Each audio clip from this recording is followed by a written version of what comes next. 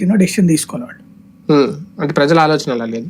పవన్ కళ్యాణ్ గారి ఇమేజో లేదంటే పవన్ కళ్యాణ్ ఫ్యాక్టరో, పవన్ కళ్యాణ్ వైపు వచ్చింది కాపు సామాజిక వర్గం ఓట్ బ్యాంక్ అనేది ఎంతవరకు టీడీపీకి ఫెచ్చింగ్ అవుతుంది? అది రేపు 4వ తారీఖు కానీ తెలియదు. ఇప్పుడు ఎక్కడైతే క్రిందసారి 5 నుంచి 10,000 ఓట్ల తేడాతో ఓడిపోయినటువంటి చోట్ల వైఎస్ఆర్ కాంగ్రెస్ పార్టీ, ఇప్పుడు అక్కడ వీళ్ళిద్దరూ సీరియస్ గా ఎఫర్ట్ పెడితే కానీ గెలుస్తారు కదా, అప్పుడు ఆటోమేటిక్ గా అది వైసీపీకి మైనస్సే కదా.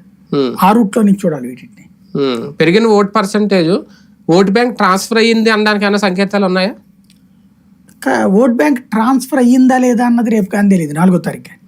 ఓట్ బ్యాంక్ ట్రాన్స్ఫర్ అయితే పెరుగుద్దా ఓట్ పర్సంటేజ్?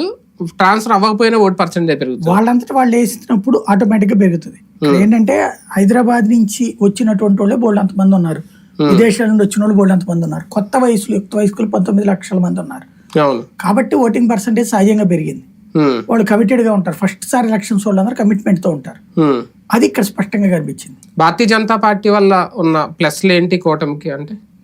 అంటే ఈ పోల్ మేనేజ్మెంట్ కు ఉపయోగపడింది. అదే సందర్భంలో రాబోయేటువంటి రోజుల్లో అధికారంలోకి వస్తే పైన సింహాసనం మీద కూర్చునే అవకాశం ఉంటుంది.